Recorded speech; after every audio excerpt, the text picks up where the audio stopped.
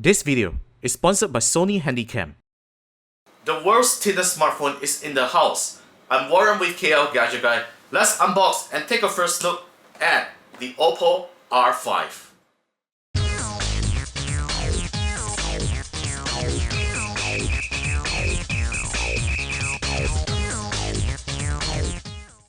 Alright, so the first thing that you'll notice on the Oppo R5's box is that the box is made of very premium plastic, hard plastic.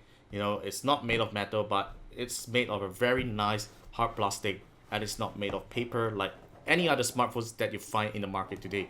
So if we turn over to the back of the box, we actually find some specs that we need to know right here. So the box doesn't state the processor being used by the Oppo R5, but I can tell you this: the Oppo R5 is powered by a Snapdragon 615 Octa-Core 64-bit processor, and it has 2 GB of RAM and 16 GB of built-in storage on board with no micro SD expansion, unfortunately. And here's some specs that we need to know. So the model number is R8106. The screen is a 5.2-inch AMOLED Full HD display. The camera, it has a 30 megapixel Sony BSI main camera and a 5 megapixel front-facing camera. So the phone, I'm not sure why it says it's at 5.4 millimeters thick, but in fact the phone is actually at 4.85 millimeters thick, and the weight is 153 grams. I believe that's for the entire packaging because the phone is not that heavy at all.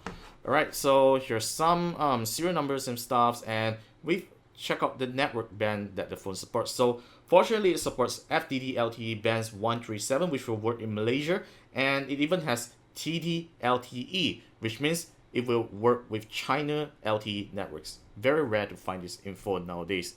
So let's open the box right now. I'm gonna lift up the lid very easily, and there you go, it comes off. Let's put it aside, and welcome the thinnest smartphone in the world into our laps and onto our video itself. So let's put the phone aside and check out on the contents in the box. So there's a lift ribbon over here. We lift it up, and here we go. So here's a little box here, and when we pour out the contents, here are manuals and the warranty statement, I believe so. So let's put it aside, and we have a very nice SIM ejector, like a Oppo logo, it looks like Oakley though, you know. Yeah, that's the old Oppo SIM ejector. So let's put that aside as well. And here's the Volt Rapid Charger. Oppo says that this is a smaller version called the Volt Mini Charger, and we are going to take a look at the ampage of the Volt Charger. Let's zoom in a little and focus a bit on the camera. There we go. Can you see the output? It's actually 5 amps, so which means this charger really outputs strong power to the phone. No wonder the Volt Mini Charger really charges your Oppo phone really fast.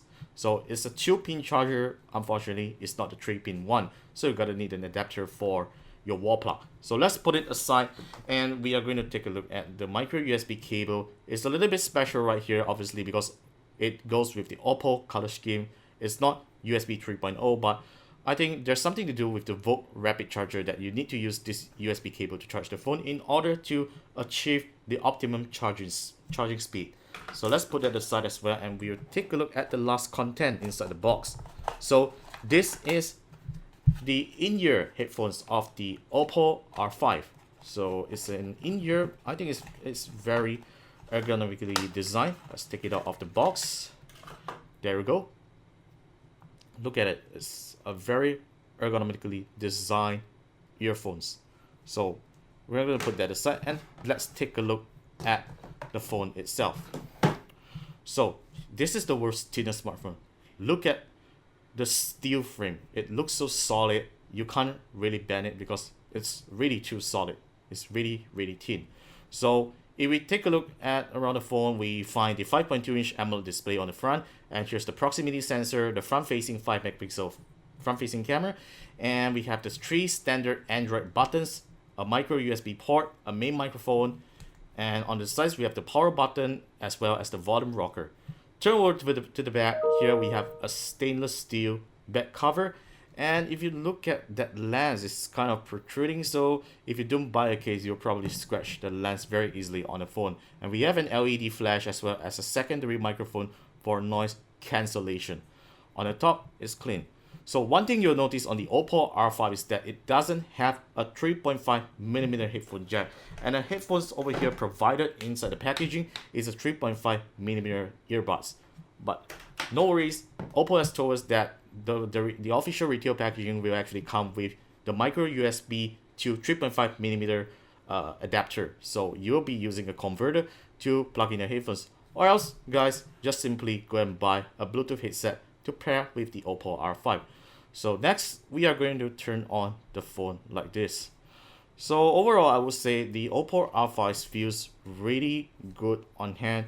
You know, if you have small hands, you definitely wouldn't like the form factor because it doesn't have rounded corners and it's too squarish. But I really like the really polished stainless steel frame. It's something like the edge coating like you find on the Xiaomi Mi 4. And well, before I forget to mention, here's where you insert the SIM slot. You use a SIM ejector and you basically take out the SIM slot. Let's try and do it right now. And there we go. I'm going to insert it and just push on it. There you go. There's the SIM tray. So the Oppo R5 accepts micro SIM, fortunately not nano SIM. And we're going to put it just right back in. Okay, so the phone is started up right here. We are seeing ColorOS and Android 4.4.2 KitKat. So first impressions, the screen looks really nice. It's an AMOLED display, of course.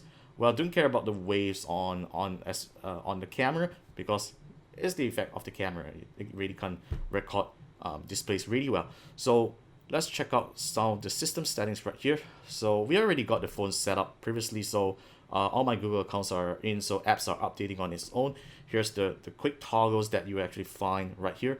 ColorOS is kind of interesting. It's very different from what we have seen in MIUI.